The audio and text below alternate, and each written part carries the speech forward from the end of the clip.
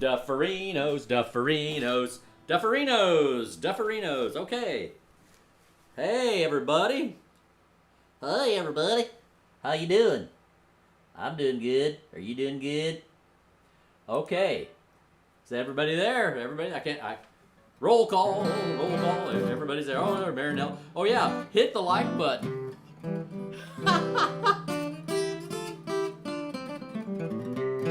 All right, here we go. So, I just got a call on the hotline. Very important call. But the accent was so heavy, I almost couldn't make out what she was saying. No, I'm just teasing you, Marinelle. I knew it was you right away. Even as I read the transcript, I said, I know who this is. So Marinelle asked if I can make a recording of this Westphalia waltz. You know, I said, over the course of time, we're going to the place where we have the Westphalia waltz, and we're playing a different chord on every bar. So what I'm going to do two things in that regard. I'm going to make a recording of that. I'll just put my make a recording of myself playing the fiddle, and then I'll play along with it on the guitar. And then I think I'll do a video as well as audio, and then I'll post up the chord chart. Okay, so you can see what we're doing. Now I'm working on a couple of things. I just haven't figured out where to host all this stuff yet. I want to host the materials that go with each of the Duffer classes in a convenient place. I don't want to necessarily put them on Patreon because can't really put up a folder and throw stuff in it, you know, because I want to make one spot and just toss things in as we go along here. So I haven't sorted that out yet. Maybe a Google Drive folder. I'm also messing with Discord as a place to store things, but I'll get that sorted out in the next week. But anyway, I will make a recording of Westphalia Waltz with basically the end point, you know, where we're going with all those chords. And, you know, related to that, I got a very nice message from Bruce Sedloff, who is a patron and a regular watcher of the Duffers for guitar for backup for Duffers. And he said, you know, we're doing this one chord where we go on the second part of Westphalia Waltz, you know, and then I showed you this chord here, this F-sharp 7. Well, he said, well, I can't use a bar chord. Well, you can if you're familiar with the bar chords. Well, let me get the finger view going here. Just one second. This is a bit of a digression, but I think it's worthwhile. You know, so I showed you this chord, and I'll put up a chart for this chord too. Once I figure out where this place is, I'm going to throw all these things. So that chord there, that F-sharp 7. But you know, and he suggested, well, why can't you just use the bar chord? You could. You go do do do do. But that chord's so much cooler. You know, that's one thing. And I don't really like bar chords, so relative to that, I'm going to let you in on a secret you may not know. You know, bar chords, everybody learns bar chords. They teach them, you know, electric guitar players play them. But, you know, really, for playing on acoustic guitar, it's better to not think of them as bar chords and just think of them as chords that you put your fingers down straight. So, like, if I was going to play that F-sharp bar chord, what I'm really playing is this. I'm only playing the bottom 4 strings. So it's much easier to do. It's more like a regular chord where I'm just putting individual fingers down than trying to do this ridiculous bar, and then that's really hard. It's really hard on your wrist, you know, and it just, so try just what I'm doing. Now I hope this is clear to everybody what I'm doing here. But what I'm doing is I'm just putting this finger down here on the E string, you know, like I would on a bar, like if that was the bar, I'm making that F-sharp bar chord. And then, you know, so I've got individual fingers instead of just this I'm not bothering with this bar. So basically I'm not playing the top 2 strings at all. The E and B string. And you know that bar chord is just E moved up the neck, you know.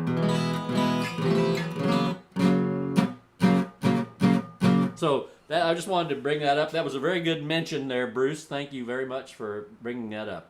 Because you could just play, you can just play that F-sharp major chord, you know. So, do, do, do, do, do. But I like this so much better. Do, do. Oh, it's got color. It's got color. You know, we talked about this, I don't know if we talked about this in the other Duffer classes, you were doing a lot of scales. We're not doing so much with scales here. But you know, your major triad, your major chord is made up of the first, third, and fifth scale degrees. So you only need 3 notes to play the triad. So most of these chords, the cowboy chords I call them, you're just playing 3 notes. Some combination of those 3 notes that make up that chord. But it's the 4th note, the color note, that colors the chord. It gives it, you know, it tells you things about the chord, where it's going. It creates musical tension, you know, like this G, like later on I'll show you, we're playing this open G now, but I'll show you this jazzy G, you know, like Ray Benson would play with Asleep at the Wheel, you know. So that's where we're going, but right now we're going to play some tunes. So let's play, we're going to do all the things in G we've been doing. We're going to run through them real quickly here. I've got my little recordings. If everything works according to form. If you have any other questions about any of this, you can call me on the hotline. Marinelle called me on the hotline this morning. That was really sharp because she just called me moments ago. Just call me at 847-920-7587. I'm not going to pick up necessarily, but boom, I'll get a notification. I can read the transcript of your call. It does a very good job, or I can just listen to it. Don't ever. And you can also text me with. You know, everybody loves to text. So you can text me at this line, and I'll text you right back, you know. So, and you can also email me at bigfiddleshow@gmail.com with the caveat that you'll end up on my mailing list if you send me a message. That's the only disclaimer I'll give you. So yeah, you can get hold of me those 2 ways, and you can, if you put something in the chat line, I may or may not remember. It's better to either call me on the hotline, text me, or send me an email, okay? Because then I'll for sure, or you can message me on Facebook too if we're friends on Facebook. You can do that too. And I'd like to be your friend on Facebook. Just ask me. All right, so let's go ahead and play Coming Round the Mountain. Let's just get warmed up here. We're going to play in G. Here it goes. Can we hear it? Here it comes. Come on, baby. Come on, sweet cheeks. Here we go.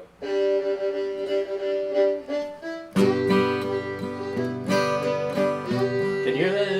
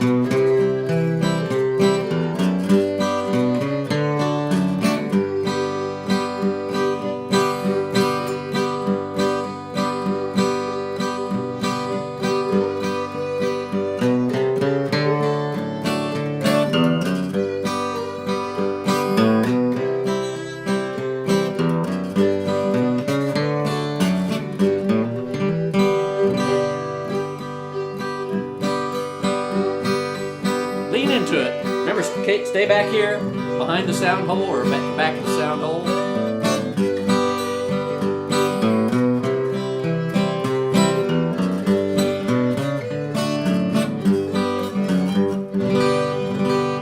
Yeah, get that punch back here, right? Not out here. Back here. Yeah, okay, good. All right, so far so good. Let's try a little sugar in the coffee. Here we go. G.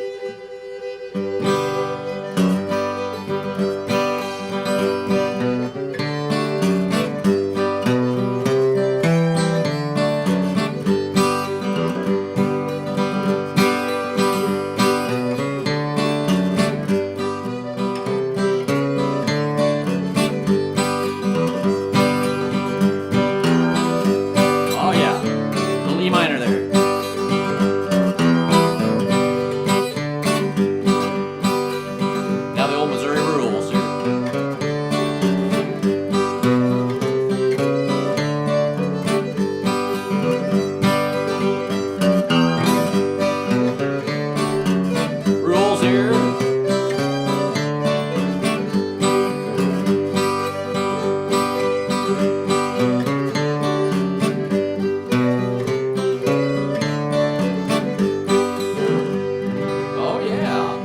There's one kind of cool thing you can do there I haven't shown you yet.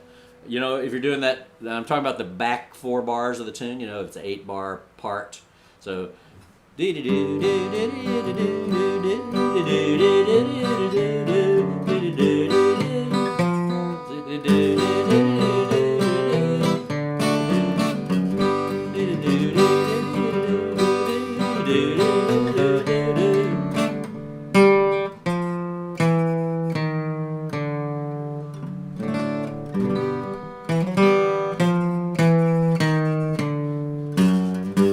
That's a substitute bass line for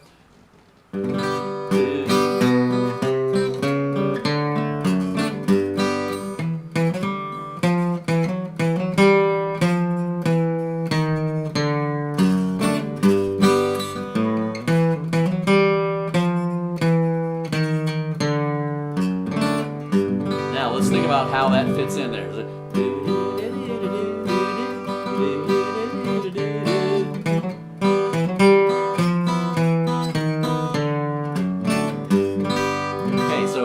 So that what's happening there is what really the chord. There's another chord we're not putting in on that second 4 bars, the G7. So normally we could put a G7 between the G and the C. Now whenever you hear a 7 chord like this, well, that's kind of your blues sounding chord. In the world of Western music, if you play that chord, there's only one place to go. If I'm in G and I play a G7 chord, I have to go to the 4 chord. It violates all rules of the known universe. If I don't go, if I hear that, I have to go here, so it'll resolve. Okay. So what's really going on is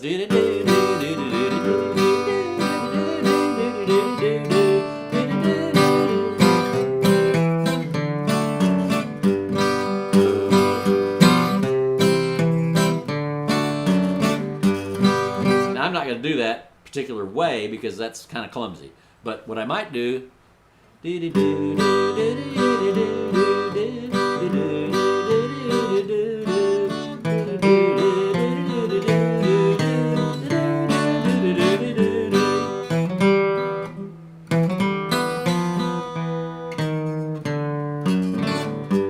if I was doing that, I might actually stop playing chords and just play that bass line. Let's listen to that again. It's a very useful device. If you listen to Pat on the piano, she's doing this constantly. She's doing it. We call it this. You know, we call this going up, and this is going down. Sorry.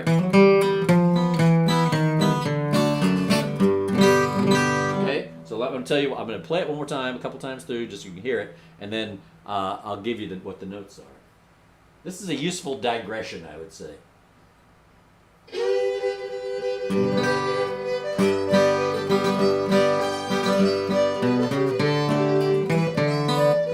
I missed it. Sorry.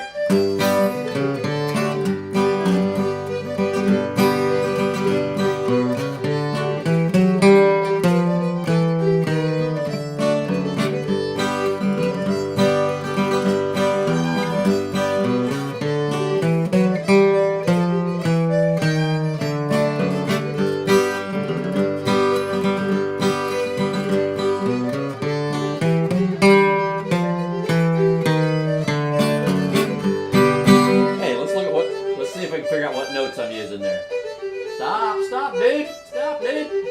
Okay, let's see if we can figure out what notes I'm using there. I'll go back to the old finger view here. All right, so we're doing.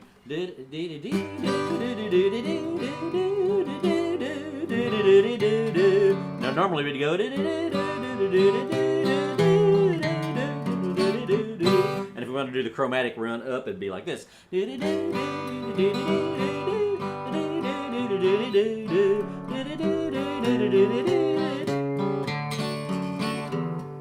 Okay, now, so what we're doing now, instead of replacing that chromatic run up with a chromatic run down. So we're going.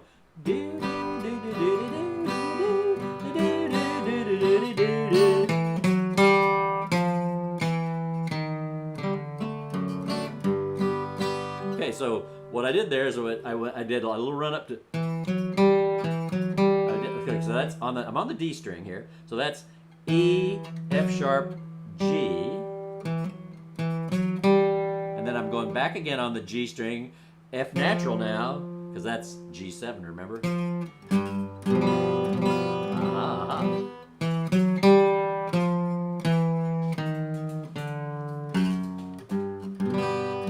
more time here. Let's see if I can get the right angle on this thing. Oh, there we go. Oh, that's better. Nope, that's not. I went the wrong way. No, it's, this way. Whoa, whoa. Okay. All right. So.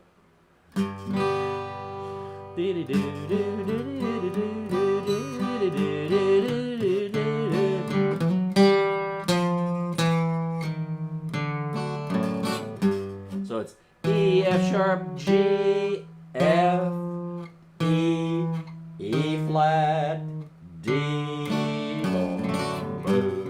Then I hit the chord. See, I'm not playing the chord at all through that whole part.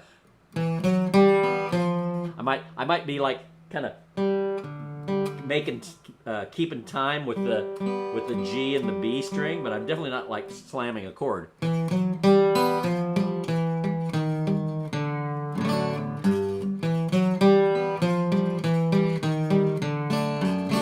So there I'm actually muffling the note.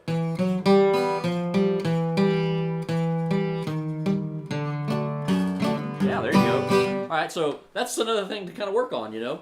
Another little trick. So you can go chromatic up during that back portion of Missouri Rules, and you can go chromatic down. I'll tell you what, tomorrow night at the Big Fiddle Show, which starts at 8 p.m. Central Time, I will show you. I'll show you that. Have Pat show you that. Oh, you know, whoa, what in the world? I tell you what, people, if you're watching this live stream, stay right with me. But I've run way long here. I've run way long. It's if you got a lot of free stuff here. You people watching it in the YouTube archive, because normally I cut it off at 10 minutes. I'm up to 17 minutes almost. Okay, so this is the end of the lesson if you're watching in the archived version. If you want to see the whole thing, go to patreon.com/Charlie Walden. But if you're watching it live right now, just stay right with me, because nothing bad's gonna happen. Okay, here we go. Let's come back up here. So now love being with you always every Thursday morning, 11 a.m. to 11:30 a.m. Central Time, right here on YouTube. Hope you come back. Hope you enjoyed yourself. If you haven't liked us yet, like it, get in there and like it. And we'll see you next time. And I'll see you tomorrow night for the Big Fiddle Show what number is 72? Can you believe it's episode 72 of the Big Fiddle Show? And our guests will be Mary Alice Bernal and Joe Sartino and Kathy Hirsch and Barry Fritz, two friends of ours from here in Chicago, another duo from down in Nashville. So don't miss that. Why am I showing you the Big Fiddle Show? That wasn't what I meant to do. All right, we'll see you. We'll see you. Take it easy. And to your corners. Join your hands circle to Oh, the left. shucks.